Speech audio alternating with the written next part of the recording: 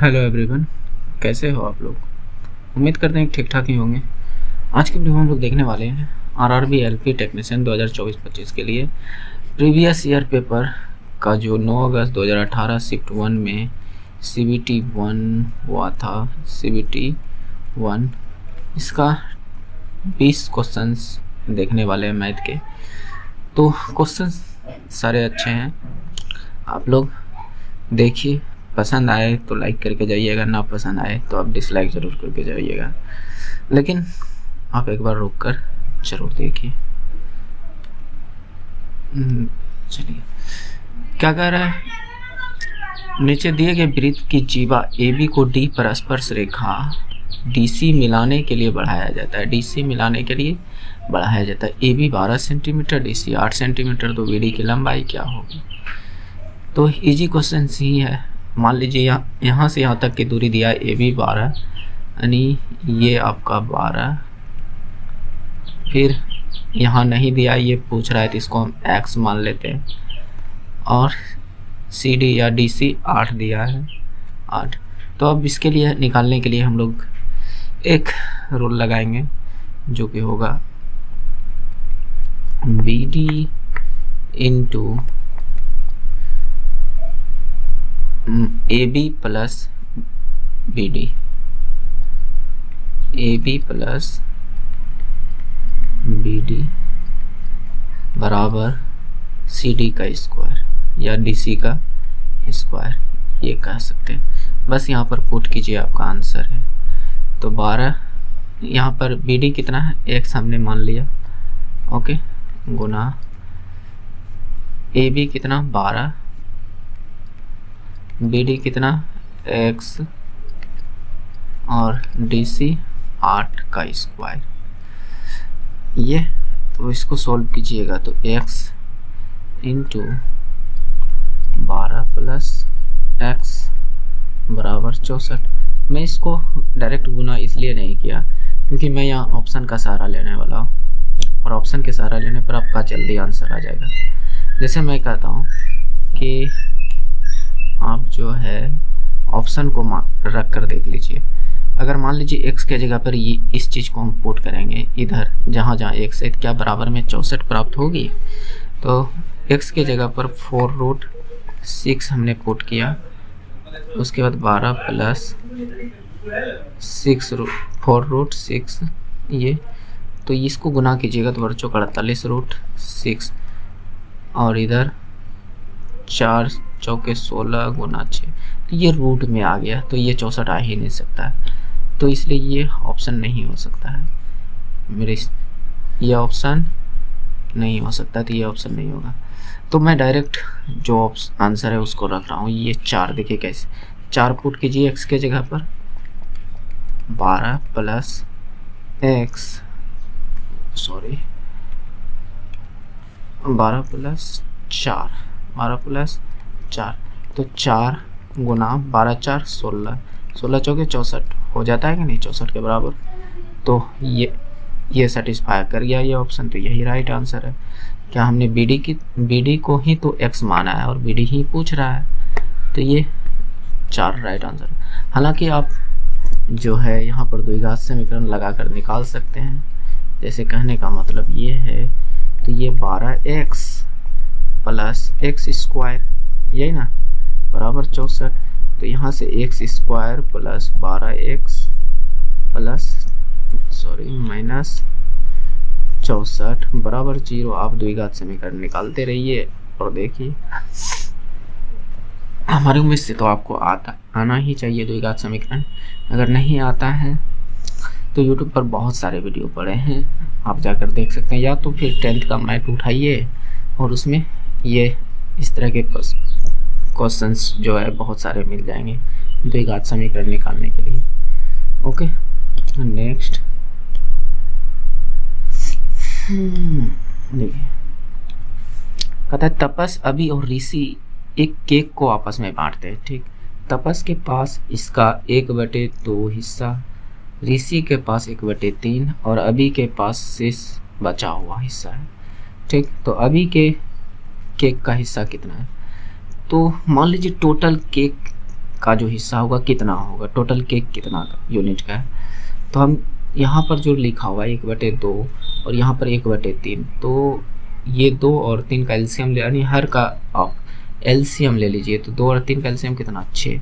तो मान लीजिए कि वो टोटल जो था 6 kg का या 6 यूनिट का, कुछ भी मान लीजिए, 6 kg का वो टोटल केक था।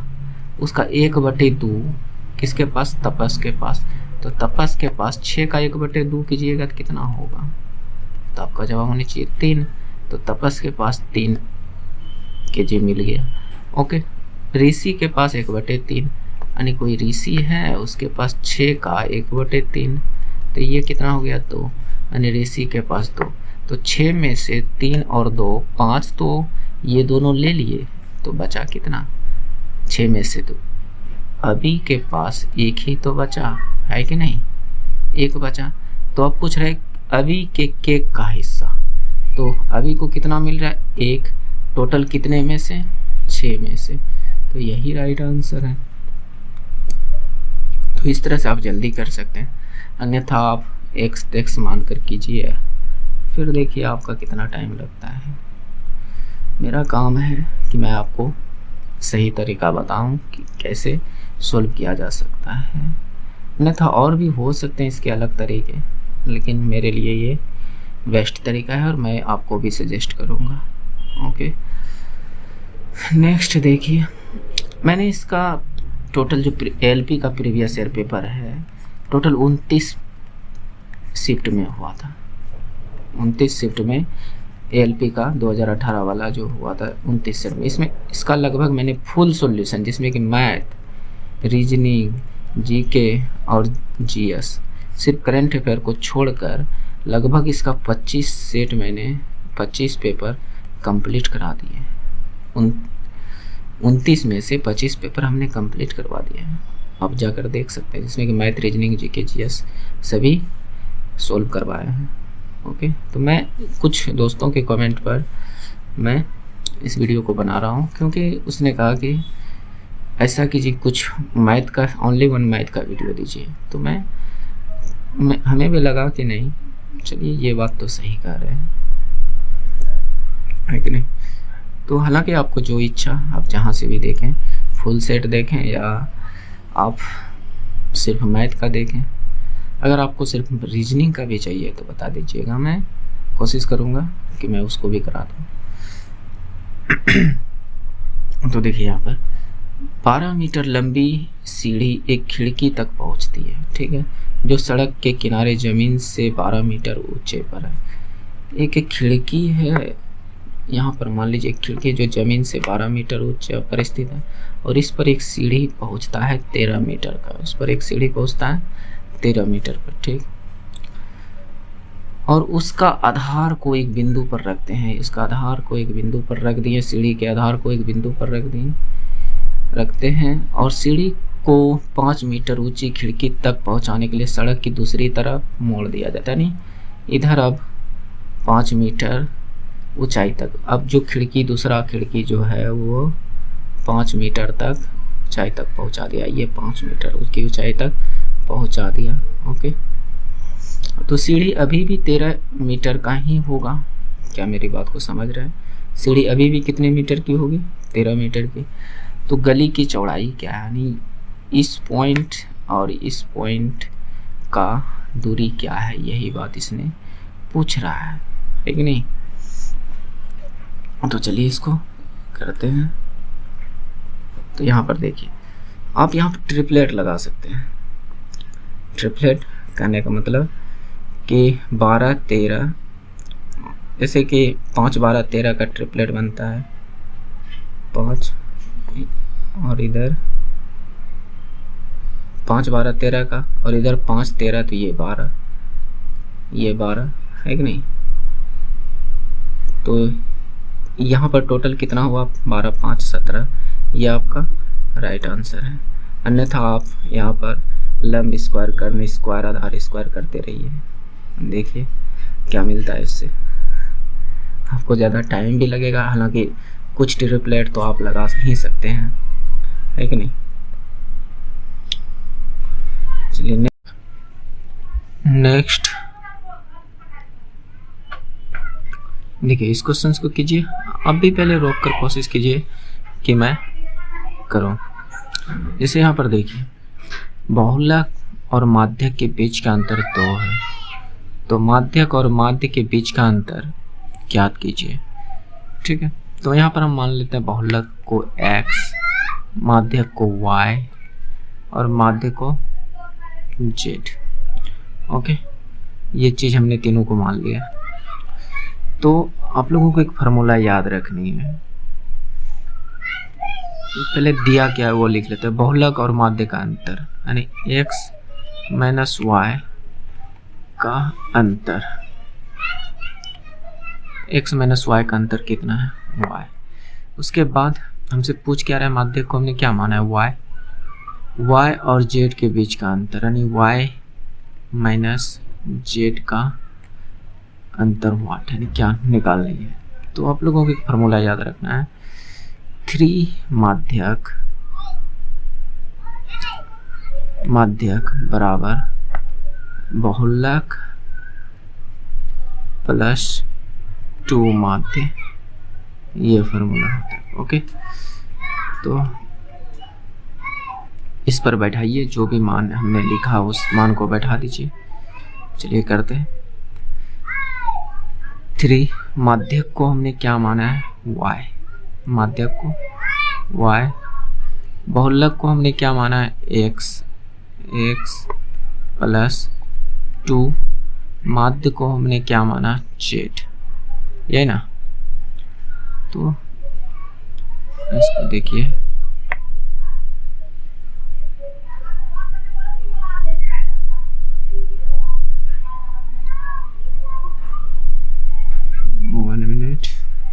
थोड़ा मैं पेन को पतला कर दूं। ओके ठीक, तो इतना चीज। तो अभी क्या हम इस चीज को थोड़ा सा चेंज कर सकते हैं क्या, इस x माइनस वाई जो 2 है इसको हम x बराबर 2 प्लस y लिख सकते हैं क्या। तो आपके जवाब होनी चाहिए हाँ बिल्कुल लिख सकते हैं, इसमें कोई दो राय नहीं है। तो चलिए, तो 3y प्लस x के जगह पर प्लस नहीं बराबर 3y बराबर x के जगह पर 2 plus y, 2 plus y plus 2z, यही ना। तो इसको एक साथ एक साइड लेता है, ये जो भी x y z है, तो यहाँ पर हम इसको इधर ले आ रहे हैं 3y माइनस इस y को इधर लाइएगा तो माइनस में, प्लस में है तो इस 2z को इधर लाइएगा तो ये भी 2z भी माइनस में, बराबर में इधर क्या बच गया 2। ठीक है, तो 3 को y में 1 y जाएगा तो कई गो y बचेगा 2 गो y माइनस 2z बराबर 2। ओके, तो 2 कॉमन यहाँ से ले सकते हैं या तो 2 से पूरे इक्वेशन को भाग दे दीजिए, 2y माइनस z बराबर 2, यही ना। तो ये 2 से 2 खत्म, तो यहाँ से 1 बच गया यानी 2 से ये जो 1 बार में कट गया, तो y माइनस z कितना आ गया 1। और हमसे पूछा भी क्या है, y माइनस z ही तो पूछा है, एक नहीं माध्यक और माध्य का अंतर पूछा है, तो ये इसका राइट आंसर हो जाएगा। नेक्स्ट दोस्त, आप भी रोक कर थोड़ा बनाया कीजिए, उससे आपका जो है ना थोड़ा ज़्यादा समझ में आएगा। नेक्स्ट देखिए, चलिए इसमें क्या कह रहा है, क्या x माइनस 5 एक सम संख्या है। क्वेश्चन का गया x एक वास्तविक संख्या है, x एक वास्तविक संख्या है। ठीक है, वास्तविक संख्या कहने का मतलब 0 1 2 3 4 5 6 7 माइनस 3 4 जो भी हो, ये सब वास्तविक संख्या।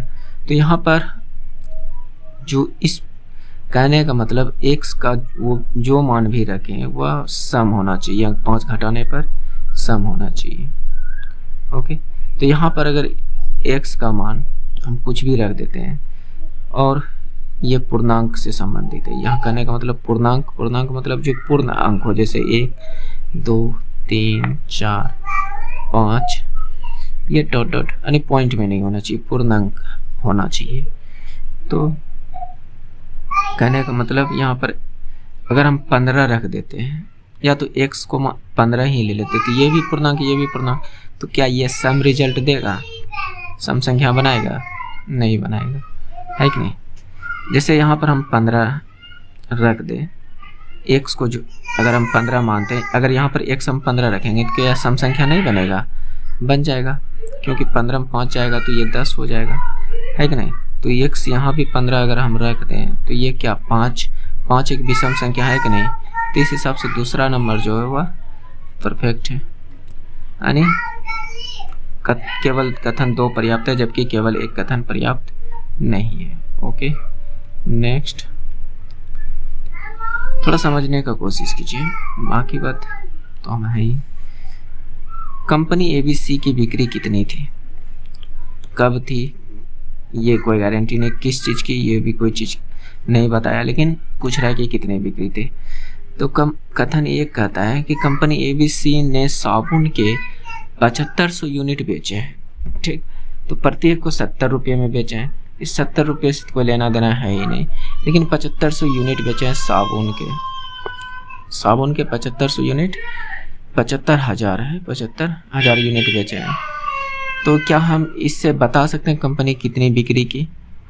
नहीं बता सकते। हो सकता है उस कंपनी में और भी चीज़ों का उत्पादन हो सकता है। तो यहाँ पर ABC के पास उत्पादन की श्रृंखला में कोई अन्य उत्पाद नहीं है। तो कहने का मतलब यहाँ पर देखिए, कह रहा है कि ABC के पास उत्पादन की श्रृंखला में कोई अन्य उत्पाद नहीं है। अगर इस चीज़ को अगर हम दोनों को इंक्लूड कर दें तब हम कह सकते हैं कि कंपनी की बिक्री ABC की बिक्री कितनी हुई है। बात समझ, कंपनी ABC की बिक्री कितनी हुई है, अगर इसको मिला दें तब, तो इसका मतलब 1 और 2 दोनों पर्याप्त हैं, 1 और 2 दोनों पर्याप्त हैं। बात समझ रहे। नेक्स्ट,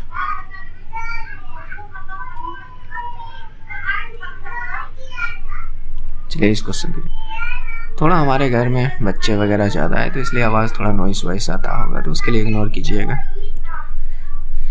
90 किलोमीटर प्रति घंटे की गति से चलने वाली एक ट्रेन 100 मीटर लंबे पुल को पार करने में 10 सेकंड का समय लगती है। तो मीटर में ट्रेन की लंबाई क्या होगी? तो मान लीजिए कि ट्रेन की लंबाई x है, मान लीजिए, मानने में क्या जाता है, ठीक है नहीं। तो समय बराबर क्या सूत्र होता है दोस्त? समय बराबर दूरी बटे चाल होता है कि नहीं? तो आपका जवाब होना चाहिए बिल्कुल होता है। तो समय हमें कितनी दी है? 10 सेकेंड। अब दूरी क्या लें? देखिए, ये पुल की लंबाई 100 मीटर और ये ट्रेन की लंबाई x मीटर, तो टोटल कितना हो गया? 100 प्लस x बटे चाल कितनी दी है? 90 kilometre per hour, 90 kilometre per hour. तो इसको मीटर प्रति सेकंड में चेंज करना होगा हमें, तो 5/18 से गुना करना होगा। तो 18 को ऊपर सीधा गुना कर दीजिए, जो नीचे गुना कीजिएगा तो उससे बेहतर रहेगा, आप ऊपर गुना कर दीजिए, है कि नहीं। तो ये क्या हो जाएगा? 18 पंचे 25 और 25 गुना 10 कीजिएगा तो कितना? 250।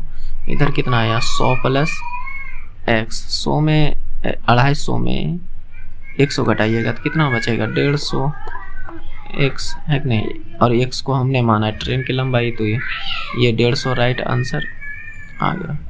ओके, नेक्स्ट देखिए, इसमें थोड़ा ठीक ठाक क्वेश्चन है। मैंने भी इसे पुनः कहने का मतलब कि एक बार अटेम्प्ट किया है और मैं आपको दिखाऊंगा भी कि कटअप मैंने पार कर लिया है। टोटल इसमें 20 मिनट दिया जाता है, इस 20 क्वेश्चन के लिए 20 मिनट दिया जाता है, जो कि हमने 20 मिनट में ही किया, लेकिन बाय मिस्टेक 1 2 3 गलती हो गया। तो फिर भी मैं कटअप से, और वो भी जनरल कटअप से दिखाता हूँ, आपको दिखाऊंगा, रुकिएगा।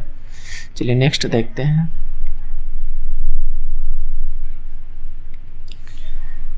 प्रति वर्ष 5% की साधारण ब्याज की दर से 6 वर्षों के लिए 1600 रुपये पर ब्याज कितना मिलेगा? 1600 रुपये पर ब्याज कितना मिलेगा? तो ठीक है, साधारण ब्याज का सूत्र हमने आज से कुछ दिन पहले कहा था कि आप सीधा SI बराबर लगा दीजिए मूलधन का RT% यानी P का RT प्रतिशत, घुमा फिरा के वही है, लेकिन यहाँ से सोचने में थोड़ा सा अलग लगता है और आसानी से आंसर आ जाता है।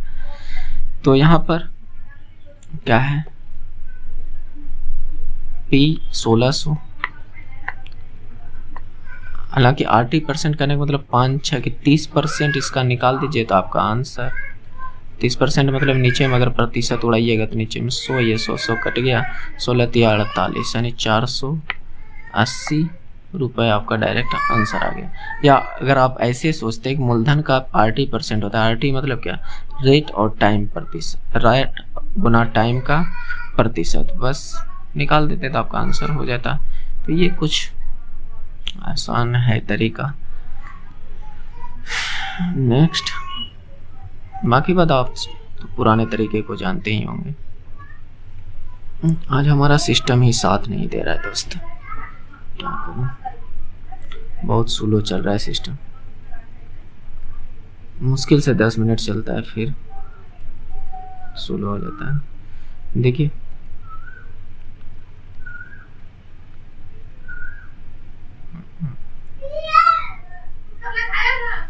निम्नलिखित में से कौन सा सत्य है, सत्य के बारे में पूछ रहे, कौन सा सत्य है। तो यहाँ पर हाँ, सत्य कहने का मतलब कि देखिए यहाँ बोल रहा है कि इससे बड़ा ये, क्या ये इससे बड़ा है, ये 29/6 से 6 बड़ा है 43/12 से, ये बात कह रहा है। तो इसको हम कैसे पकड़ सकते हैं, देखिए लगभग ये 5 के बराबर, अगर 30 होता तो 5 होता है कि नहीं, और ये 12 3 36 बरसों 48, तो ये 4 के आसपास है, यानी 3 पॉइंट कुछ है। तो ये इसका मतलब ये बात तो सत्य है, एक ही में पकड़ा गया। हालांकि और भी पकड़ने के कई रूल होते हैं। बाकी बात ये दोनों क्या बराबर दिख रहे हैं, नहीं दिख रहे हैं। ये 29 है और ये 43/12, क्या 29 से ये कभी बड़ा हो सकता है, नहीं हो सकता। तो 12 3 36 3 के आसपास का है, और यहाँ भी वही बात कर रहा है बराबर है, तो बराबर हो ही नहीं सकता, ना तो ये ना तो ये ना, सिर्फ एक नंबर। आप पकड़ने का थोड़ा कोशिश कीजिए, हालांकि भाग देकर भी आप पता कर सकते हैं। और भी कई तरीके होते हैं पता करने का, जैसे मैं कहूँ कि 5/6 और 7/5 में बड़ा कौन है, तो इसको निकालने का एक तरीका बताता हूँ दोस्त। ये तो बड़ा है तो छोटा से लेकर मैं समझा रहा हूँ ताकि गुना करने में आसानी हो। तो इसको 13 कोने गुना कीजिए, 5 25 इसके माथे पर रख दीजिए, इसको 13 कोने गुना कीजिए, 6 42। तो अब किसके माथे पर बड़ा नंबर आया, ये 7/5 पर बड़ा नंबर आया, इसका मतलब इन दोनों में बड़ा ये है, बात समझ रहे हैं। हालांकि आप करके भी देखिए, इसको भी भाग देकर देखिए कितना आता है, इसको भी भाग देकर देखिए कितना आता है, आपको पता चल जाएगा। नेक्स्ट देखिए, कहता है इस क्वेश्चन में अब से 7 वर्ष बाद विराट की आयु मोहिंदर की आयु की 2 गुनी हो जाएगी, ठीक। तो यहाँ पर मैंने इसमें शॉर्टकट लगाने का कोशिश किया पर लगा नहीं। तो कहावत में कहा गया है ना, जब टेढ़े उंगली से घी ना निकले तो थोड़ा गरमा लेना चाहिए। तो मैं वही काम कर रहा हूँ, ये थोड़ा इसे अलग तरीके बेसिक से ही कर लेता हूँ, और यही मेरा गलती भी हो गया था। देखिए अब से 7 वर्ष बाद विराट की आयु, तो मान लेते हैं विराट की जो उम्र है, विराट की आयु जो है 20 वर्ष, 20 वर्ष आसान होगा 20 इस तरह से मानने में, ओके। मोहिंदर की आयु, वर्तमान आयु, मोहिंदर की आयु m वर्ष, ओके। ये बात हमने मान लिया, बस अब जो कह रहा है उसको करते। 7 वर्ष बाद इसकी उम्र, 7 वर्ष बाद क्या होगा, 20 + 7, उसके बाद मोहिंदर का 7 वर्ष बाद क्या होगा, मोहिंदर + 7, और बोलता है मोहिंदर की आयु की 2 गुनी हो जाएगी, यानी इसकी आयु की 2 गुनी हो जाएगी। तो यहाँ से एक इक्वेशन बन सकता है 20 + 7 और इधर 2m + 14, ये बन सकता है। उसके बाद इसको और ज़्यादा हल करें तो b - 2m बराबर, इधर लेते हैं और इधर 14 - 7, तो यहाँ से b माइनस 2m बराबर 14 में 7 गया 7 है कि नहीं। तो ये इक्वेशन हम फर्स्ट मान लेते हैं, यहाँ पर इक्वेशन फर्स्ट। आगे देखिए, थोड़ा सा मैं इसको थोड़ा छोटा कर दूँ, डिस्प्ले छोटे होने की वजह से थोड़ा सॉल्व करने में प्रॉब्लम होता है। चलिए यहाँ तक तो समझ गए होंगे। कहाँ का उठ के चल गया दोस्त, यहाँ का है ठीक।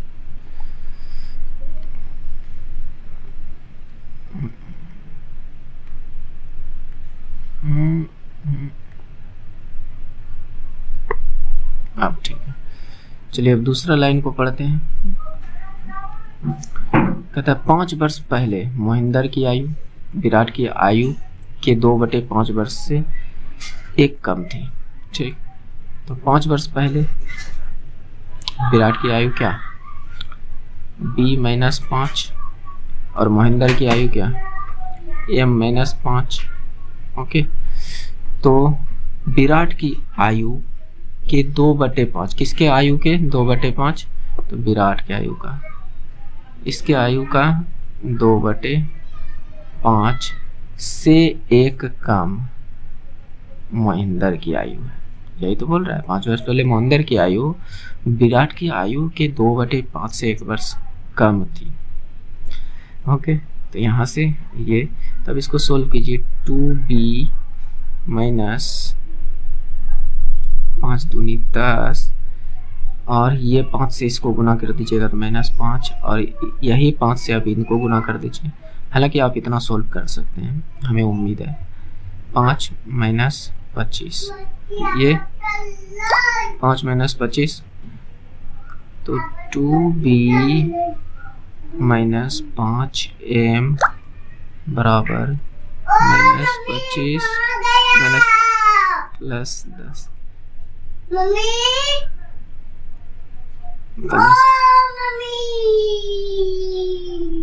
तो यहाँ से ये क्या आ जाएगा, थोड़ा बच्चा सब है तो आ ही जाते हैं, क्या करें, इसीलिए मैं रात में बनाता हूँ, आज दिन में बनाने का मन हो गया। तो इक्वेशन एक यहाँ है, एक इक्वेशन यहाँ है, बाहर है।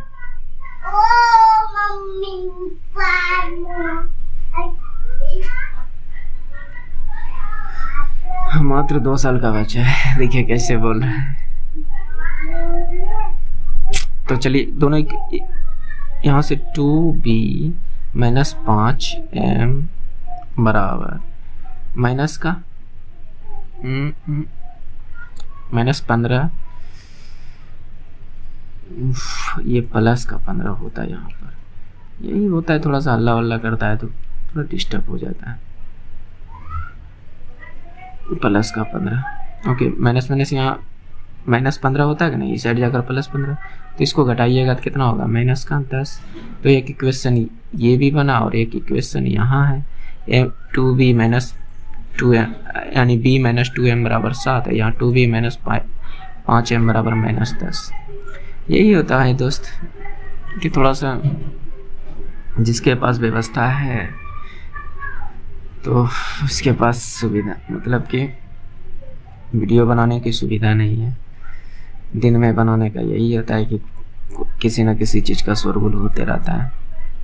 तो यहाँ पर देखिए दोनों इक्वेशन से लीजिए, एक इक्वेशन है b माइनस 2m बराबर 7, यहाँ 2b माइनस 5m बराबर माइनस का 10। हमें किसका उम्र पूछा है, विराट की, तो इसको इन दोनों को बराबर कर दीजिए। तो इन दोनों को बराबर करने के लिए हम क्या कर सकते हैं, आप समझने की कोशिश कीजिए। इन दोनों को बराबर करने के लिए हम कर क्या सकते हैं, तो यहाँ पर इक्वेशन फर्स्ट और इक्वेशन सेकेंड, इसको 5 से गुना कर दीजिए ऊपर वाले को, और नीचे वाले को 2 से गुना कर दीजिए।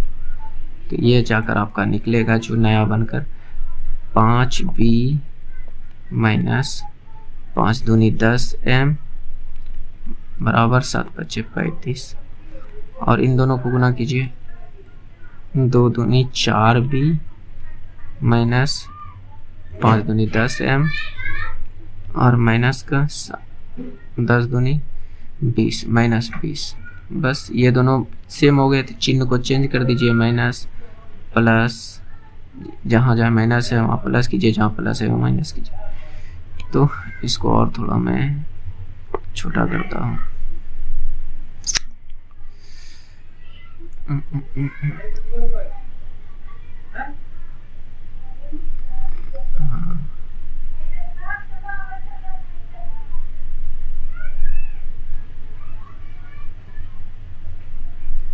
ओके, चलिए ये हुआ। तो इसको और ज़्यादा सोल्व करें तो यहाँ से तो ये प्लस माइनस कट गया, तो यहाँ 5 गो बी में 4 गो बी जाएगा, तो सिर्फ बी बचेगा। यहाँ 35 प्लस 20 कितना हो गया 55। और पूछ भी किसका रहा था, विराट का। बी बराबर निकला 55, यही राइट आंसर है कि नहीं। देखिए दोस्त, थोड़ा सुविधा की वजह से उतनी अच्छी तरीक़ा से नहीं बता सकता हूँ, लेकिन यहाँ पे यकीन मानिए कि अगर समझना चाहिएगा तो आपके लिए बेहतर होगा। नेक्स्ट देखिए,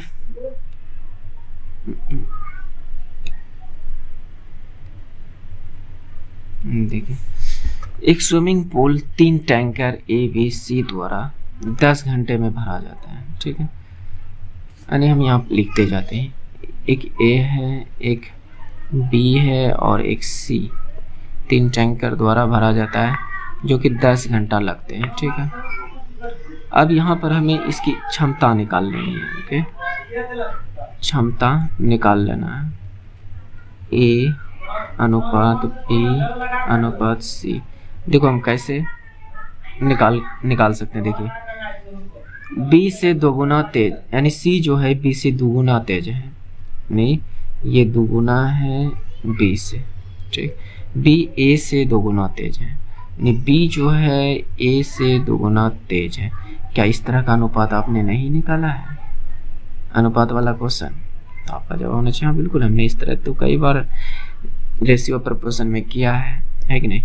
हालांकि देखिए, अब जिसके आगे जो खाली है उसको भरिए, इसके आगे 2 खाली भर दिए, तो यहाँ से ये 1 2 4, यानी A की क्षमता 1, B की क्षमता 2 और C की क्षमता 4 है। ठीक है, तो टैंकर अकेले स्विमिंग पूल को भरने में कितना समय लेगा? तो यहाँ पर हम लोग जो कॉन्सेप्ट लगाएंगे, कुल कार्य बराबर समय गुना क्षमता, समय गुना क्षमता, ये चीज हम लोग यहाँ पर पुट करने वाले हैं। देखिए कैसे कुल कार्य कैसे निकालें, इन तीनों का कुल कार्य निकाल लेते हैं। तो कुल कार्य हम निकाल रहे हैं, कुल कार्य समय कितना है 10, क्षमता इन तीनों का क्षमता कितना है 1 और 2 3 3 4 7, यानी 70। तो कुल कार्य कितना आ गया 70। अब कह रहा है किससे करवाना है, टैंकर 1 से अकेले करवाना है। इस तो यहाँ समय बराबर एक फार्मूला क्या बनकर निकलेगा, तो आप लोग का जवाब होनी चाहिए समय बराबर जो निकलेगा कुल कार्य बटे क्षमता, कुल कार्य बटे क्षमता। ओके, क्या ये बात को समझ रहे हैं मेरी बात को? ओके, तो कुल कार्य बटे क्षमता ये चीज। तो अब इस कुल कार्य कितना है, समय निकालना है, कुल कार्य कितना 70, किससे करवाना है A से, और A की क्षमता कितनी है 1, तो 1 से भाग दे दीजिए, यानी 70 घंटा जो भी है 70 घंटा आपका निकल कर आंसर आ जाएगा। आप कोशिश कीजिए इस तरह बनाने का, जल्दी आएगा, अन्यथा आपकी इच्छा आप ऐसे करते हैं। नेक्स्ट देखिए, नीचे दी गई संख्याओं में से 15 376 का वर्गमूल क्या होगा, इतना। तो क्या जरूरी है कि इसको बनाएं इस तरह से 15 376, इसको ऐसे लिखें या तो इसका गुणनखंड करें फिर बनाएं? नहीं, मैं इसको करने का तरीका बताता हूँ। अगर मान लीजिए ये 120 होता, 100, पहले यूनिट डिजिट पकड़ लेते हैं। जैसे कहने का मतलब यहाँ पर 8 है, इसका स्क्वायर करते हैं, इस 8 का तो लास्ट में कितना आता है 4, और यहाँ पर लास्ट में कितना है 6, तो ये तो हो ही नहीं सकता। सिर्फ 8 का हम स्क्वायर करने बोल रहे हैं, यूनिट डिजिट। अगर हम इसका स्क्वायर करेंगे तो लास्ट में 6 आएगा, ठीक है, ये हो सकता है। इसका स्क्वायर करेंगे तो लास्ट में 2 का स्क्वायर कीजिएगा तो कितना आता है 4, तो ये भी नहीं हो सकता है। ये 4 इसमें भी है, 4 चौक 16, तो हाँ ये दोनों में हो सकता है। तो या तो ये आंसर होंगे या तो ये। तो अब दूसरा कॉन्सेप्ट क्या देखनी है कि अगर मान लीजिए 130 ही होता और इसका स्क्वायर करनी होती तो क्या करते हैं, 13 का स्क्वायर 169 और 2 जीरो, यानी ये तो 16,900 से ऊपर चल गया, 16,900 पहुंच गया, और ये तो है कितना 15,376, तो इसका मतलब ये छोटा वाला होगा। क्या मेरी बात को समझ रहे हैं?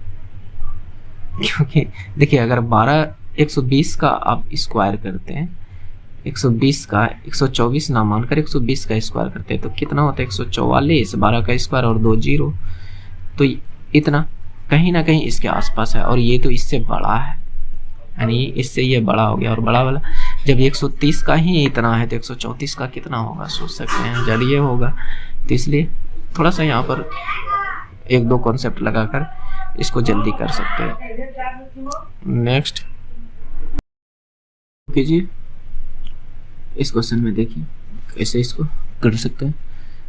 उमर और अविनाश 10,000 रुपये और 15,000 रुपये का निवेश करके एक साझेदारी शुरू की, लेकिन बाद में वित्तीय आपातकाल स्थिति के कारण 8 महीने बाद अविनाश को अपना निवेश वापस लेना पड़ा। तो पहले 12 महीने के लाभ को किस अनुपात में दोनों के बीच साझा किया गया, ठीक है। तो देखिए इसको कैसे कर सकते हैं। एक उमर है और एक अविनाश है, अविनाश,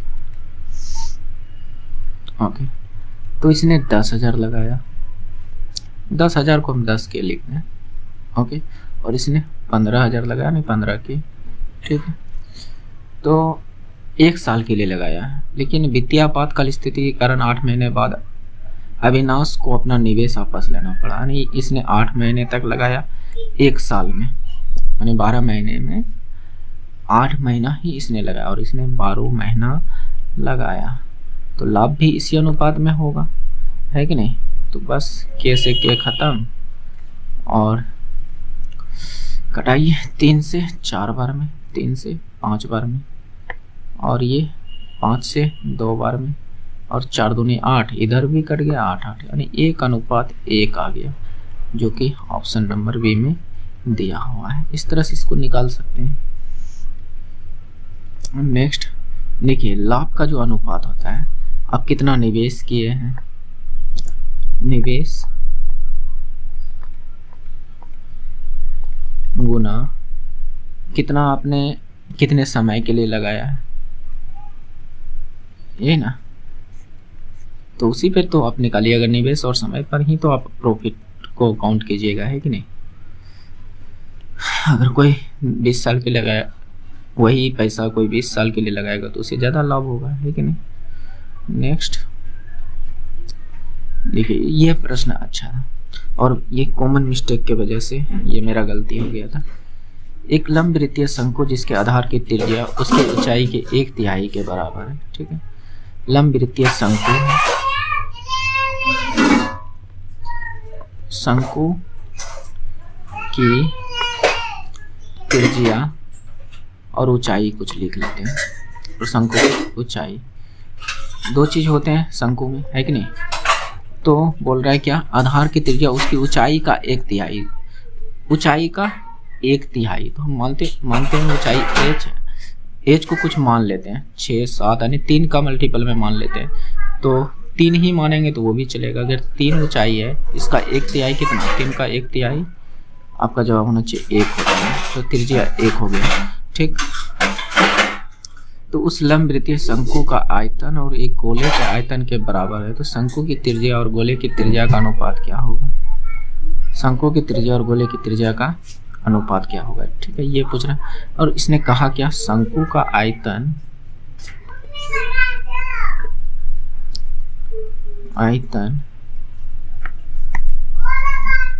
गोले के आयतन के बराबर है। ठीक है, शंकु का आयतन क्या होता है? 1/3 पाई आर स्क्वायर एच ये होता है, और गोले का आयतन 4/3 पाई, इसकी आर को कुछ और मान लेते हैं, बड़ी r, 4/3 pi r cube. Okay, तो अब यहाँ पर पाई से पाई तो दोनों साइड खत्म, 3 से ये 3 भी खत्म, तो इसका आर कितना है 1, और 1 का स्क्वायर कीजिएगा तो 1 ही, एच कितना है 3। ठीक, इसका 4 गुने में आर क्यूब, तो यहाँ से आर क्यूब कितना निकल कर आ जाएगा, थोड़ा सा देखिएगा।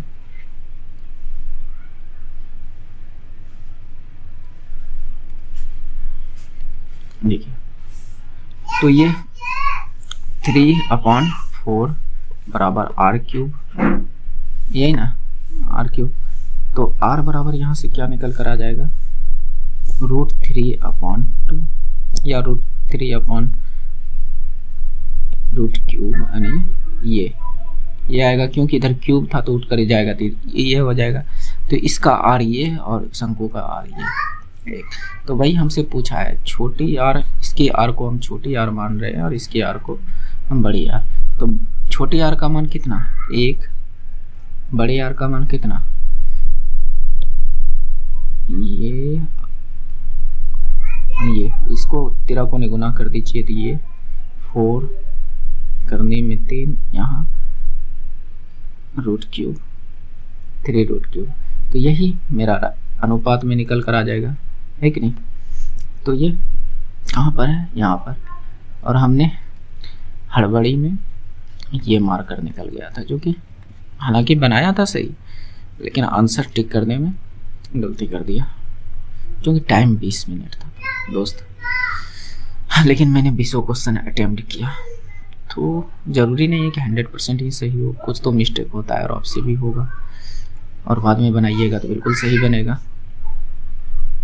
देखिए नेक्स्ट, प्रकार 1 के श्रमिक प्रकार 2 के श्रमिक द्वारा किए जाने वाले कार्य का 3 गुना कार्य कर सकता है। प्रकार 1 के 12 श्रमिक 10 दिनों में कार्य पूरा कर सकते हैं, और उसी कार्य को पूरा करने में प्रकार 1 के 4 श्रमिक और प्रकार 2 के 8 श्रमिक कितने दिन में करें। तो पहले यहाँ पर श्रमिक टाइप 1 जो है इसकी, और ये टाइप 2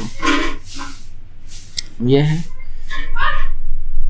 तो यहाँ पर जो बोल रहा है, टाइप 2 के श्रमिकों द्वारा किए जाने वाले कार्य का दुगुना कर सकता है कौन, टाइप ए, यानी अगर ये 1 कार्य करता है तो ये 3 क्षमता इसकी होगी, 1 दिन की क्षमता 3 होगी। बात समझिए, क्षमता का अनुपात हमने निकाल लिया। ओके, तो फिर कहता है, तो प्रकार 1 के 12 श्रमिक 10 दिन में किसी कार्य को कर सकते हैं। यहाँ भी वही कॉन्सेप्ट लगाएंगे, टाइम टोटल वर्क बराबर टाइम इनटू एफिशिएंसी यानी क्षमता, सेम चीज़ यहाँ भी लगाएंगे, और देखिएगा कितना आसानी से ये आंसर आपका आ जाएगा। जैसे यहाँ पर देखिए, टोटल वर्क निकालना चाहिए, किससे पहले करवा रहा है, टाइप 1 के कितने 12 श्रमिक, और टाइप 1 के श्रमिक की क्षमता कितनी है 3 गुना 3, कितने दिन में 10 दिन में। तो ये कुल कार्य निकल कर आया, ये कुल कार्य निकल कर आ गया, है कि नहीं। अब कह रहा है कि उसी कार्य को पूरा करने में प्रकार 1 के श्रमिक 4 यानी टाइप 1 के 4 लेना है। चलिए यहाँ पर टाइम बराबर फॉर्मूला क्या बन जाएगा, टोटल वर्क अपॉन क्षमता, ठीक है। तो यहाँ पर टोटल वर्क कितनी,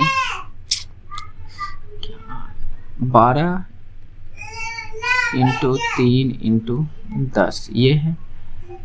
और अब क्षमता कैसे निकालें, क्योंकि यहाँ पर टाइप 1 के 4, तो टाइप ए का क्षमता कितना 3 और इसका 4 श्रमिक लेना है, 3 गुना 4 तो कितना हो जाएगा 12 प्लस फिर टाइप 2 के 8 और टाइप 2 का क्षमता कितना है 1 यानी 8 का 8। इसको आप सोल्व कीजिए, आपका आंसर सर आँखों पर होगा 12 इंटू 3 गुना 10। ओके, चलिए देखिए तो कैसे होगा यहाँ पर। बस यहाँ पे ज़्यादा नहीं सोचना है, इसको मैं छोटा कर दूँ। देखिए अपॉन में 12 8 20 हल कीजिए, ये 1 0 1 0 ख़त्म, 2 से 6 टाइम और 6 दिया 18 निकल कर, यानी हमारा टाइम जो है 18 दिन निकल कर आया। ओके, नेक्स्ट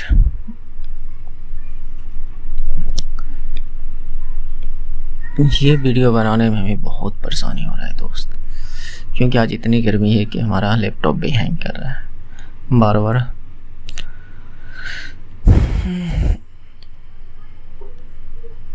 चलिए, एक बैग में नीली और लाल गेंदों की संख्या का अनुपात अचर है यानी फिक्स है, तो उसमें 44 लाल गेंद है और नीली गेंद की संख्या 36 है। यदि नीली गेंद की संख्या 54 है तो बैग में कितनी लाल गेंद होगी। ठीक है, नीला को n मान लेते हैं और लाल को l। लाल 44 है और नीला 36 है और इनका अनुपात बोला है कि अचर है, तो इनका अनुपात क्या हो जाएगा, तो 4 से 9 टाइम, 4 से 11 टाइम। क्या और भी अनुपात छोटा हो सकता है क्या? नहीं, इस 9 का वैल्यू यहाँ पर 54 दिया हुआ है, तो ये कितना गुना है, तो आपका जवाब होना चाहिए 6 गुना। तो इसका भी 6 गुना आप कर दीजिए 66। तो लाल गेंद कितनी होनी चाहिए बैग में? 66, अगर 54 गेंद नीली है तो। नेक्स्ट देखिए क्या कह रहा है, 2 अंकीय संख्या ज्ञात कीजिए और उसके अंकों के गुणनफल की 3 गुना है, अंकों के गुणनफल का 3 गुना। तो यहाँ पर देखिए 6 या 18, क्या 18 का ये 3 गुना है क्या? नहीं। 2 1 2, क्या 2 का ये 3 गुना है क्या? नहीं है। 2 3 6 ही ना होगा। 8 चौके 32, क्या 32 का ये 3 गुना है? नहीं है, तो ये भी नहीं हो सकता, ये भी नहीं। तो 4 दूनी 8, क्या 8 का ये 3 गुना है? बिल्कुल है, तो इसका मतलब ये राइट आंसर है। नेक्स्ट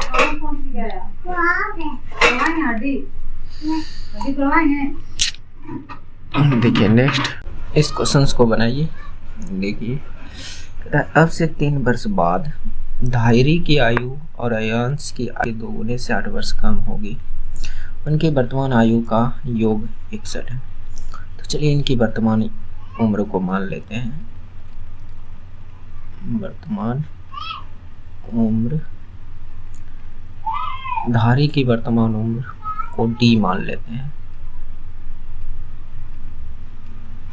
धारी की उम्र वर्तमान ऊपर में लिख दिया है, उम्र d, और कौन है एक अयांश, अयूनिस, अच्छा विदेशी नाम है, अयूनिस की उम्र को a मान लेते हैं। ओके, अब जो प्रश्न कर रहा है उस पर चलते हैं। अब से 3 वर्ष बाद, तो धारी का 3 वर्ष बाद क्या होगा? d + 3, और अयूनिस का 3 वर्ष बाद क्या होगा? a + 3 के 2 गुने से 8 कम, इसके 2 गुने से 8 कम। यहाँ से एक इक्वेशन निकल जाएगा, d + 3 बराबर 2a + 6 - 8। यहाँ से d ये 2a माइनस में आ जाएगा और ये हो जाएगा आपका 8 में 6, यानी 6 में 8 जाएगा -2, और इधर से 3 माइनस में 3, तो ये क्या हो जाएगा? t - 2a बराबर -5। ये इक्वेशन फर्स्ट। सेकंड देखिए, उनकी वर्तमान आयु का योग 61 है। ठीक है, उनकी वर्तमान उम्र यानी डी प्लस ए कितना है 61। इसको हल कर लीजिए। तो डी सेम है दोनों में इक्वेशन, इसको सेकेंड मान लेते हैं। दोनों में डी समान है तो डी को ही चेंज कर देते हैं, अन्यथा आप दूसरे को भी चेंज कर सकते हैं। जैसे मेरा कहने का मतलब अगर आयंस को इक्वल कर दें तो दाहिरी का आराम से निकल जाएगा, है कि नहीं। जैसे मैं करता हूँ, देखिए इसमें 2 है तो इस इक्वेशन को 2 से गुना कर दीजिए। इसमें 1 है, इसको गुना करने की कोई ज़रूरत ही नहीं है कि नहीं। तो ये d माइनस 2a इस इक्वेशन को 1 से गुना कर रहे हैं और इस इक्वेशन को 2 से गुना कर रहे हैं।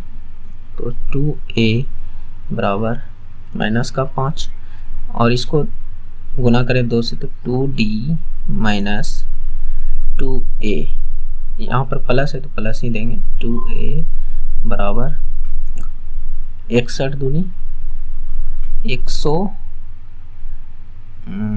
60 दूनी 120 122 है ना, ये हो जाएगा।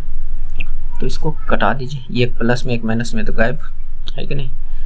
तो यहाँ 3d बराबर 122 में 5 जाएगा तो कितना बचेगा, 12 में 5 गया 7 और यहाँ पर 117। 3 से कटेगा क्या, हाँ बिल्कुल कटेगा। 3 तिया 9 और बच गया 2 3 नमस्ते 39 आ गया। डी बराबर 39 और डी किसकी उम्र को माने हैं, दायरे की उम्र को। ये 39 राइट आंसर है। बस इस तरह से फॉलो कीजिए, आपका आंसर आ जाएगा। नेक्स्ट देखिए, एक कक्षा में 9 लड़के और कुछ लड़कियां थी। एक कक्षा में लड़कों द्वारा प्राप्त किए गए औसत अंक 12 है।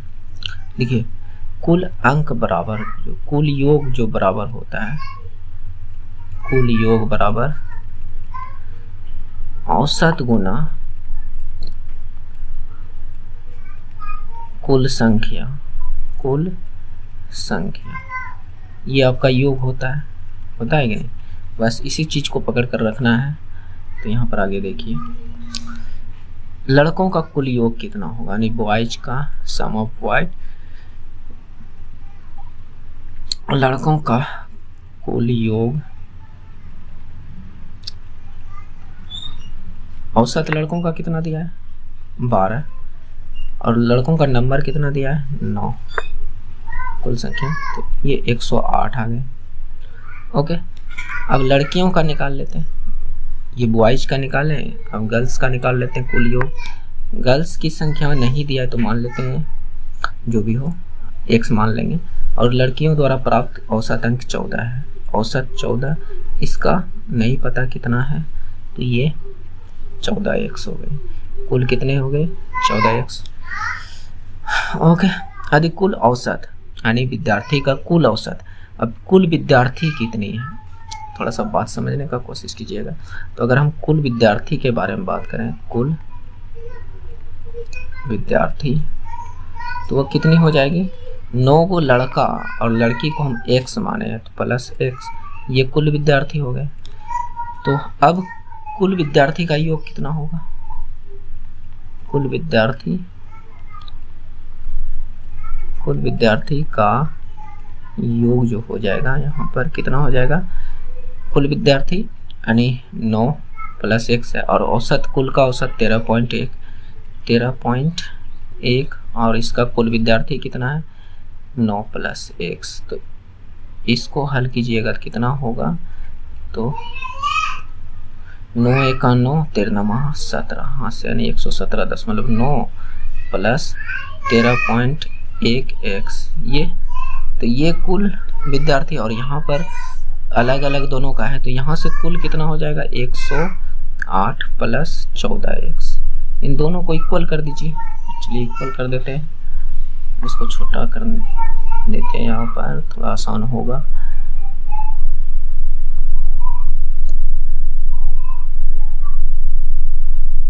ओके, यहाँ से थोड़ा सा थी हो गया है, चलिए इसको मिटा ही देते हैं, आप समझ ही गए होंगे। चलिए अब इन दोनों को इक्वल कर दीजिए, 108 प्लस 14x बराबर 117.9 प्लस 13.1x। ये तो यहाँ से इसको इधर लेते आइए, या तो इसी को 108 को उधर लेते जाइए और 14x माइनस 13.1x, क्योंकि इधर लेते आए तो 117.9 माइनस 108, इसको यहाँ से हल कीजिएगा तो ये 0.9x, और यहाँ से इसको हल कीजिएगा तो घटाइएगा तो 9.17 यानी 17 में 8 गया 9.9। तो यहाँ से पॉइंट दोनों में एक अंक बाद है तो पॉइंट खत्म। तो x बराबर यहाँ से कितना आ गया 11 पूछा किसका है। तो कक्षा में विद्यार्थी की कुल संख्या, कक्षा में विद्यार्थी की कुल संख्या कितना है 9 प्लस x, 9 x का मान कितना निकल कर आया 11, तो कितना हो गया 11 9 20, तो टोटल 20 विद्यार्थी हैं। ओके, तो इसका आंसर हो जाएगा ऑप्शन सी 20। नेक्स्ट, और ये आखिरी क्वेश्चन होंगे।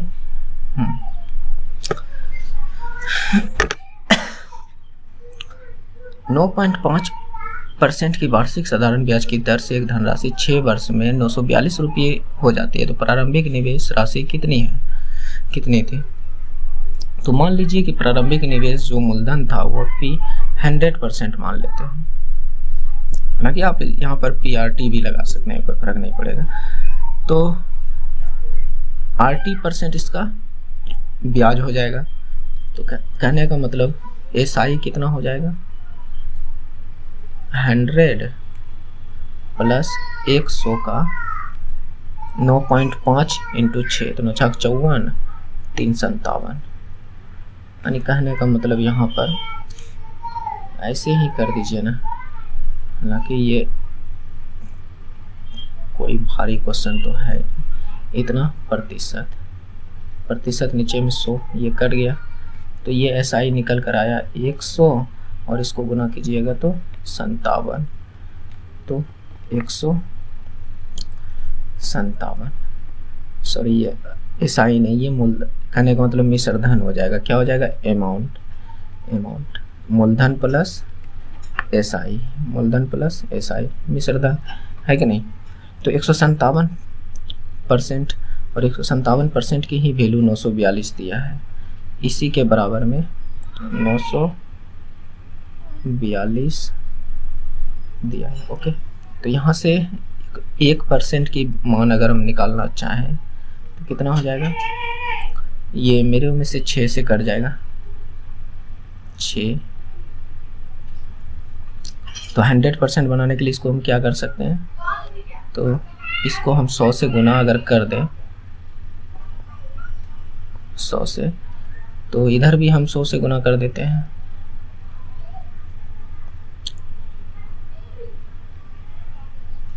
इधर भी हम 100 से गुना कर दिए, तो दोनों साइड हो गया, यानी 100% बराबर यहाँ से क्या निकल गया 600 रुपये, है कि नहीं।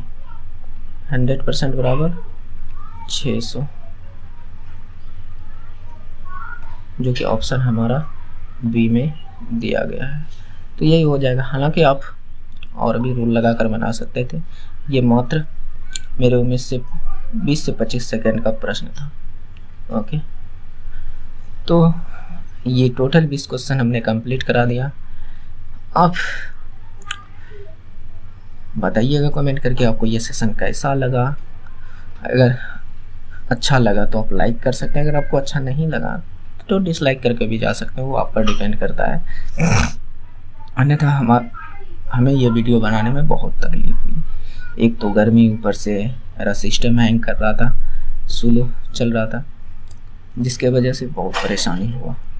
इस 20 क्वेश्चन को कराने में हमें लगभग 2 घंटे से ज़्यादा लगा, क्योंकि बार बार हमें इसे रोकना पड़ा, फिर से एडिट करना पड़ा। तो दोस्त बहुत मेहनत लगाई वीडियो बनाने में। आगे से मैं दिन में नहीं बनाऊंगा, आगे से मैं कोशिश करूंगा कि रात को ही बनाऊं 10-11 बजे के आसपास, क्योंकि उस समय शांत माहौल रहता है और सिस्टम भी हैंग नहीं करते उस समय। क्योंकि मेरा सिस्टम बहुत पुराना हो चुका है, 6 साल लेने से हो गया है सिस्टम को, तो इसलिए पुराना होने की वजह से हैंग करता है। बाकी बात, आप इस वीडियो के बारे में क्या सोचते हैं आप कमेंट करके बताइएगा। आपको सेशन कैसा लगा, अपना फीडबैक ज़रूर दीजिएगा। हो सके तो अपने दोस्तों को भी शेयर कर दीजिएगा जो आपके सर्किल में हो, जिससे आपके साथ साथ आपके दोस्तों की भी भला हो सके। तो वहाँ के बाद क्या बोलूँ दोस्त, जय हिंद, जय भारत। मिलते हैं नेक्स्ट वीडियो में।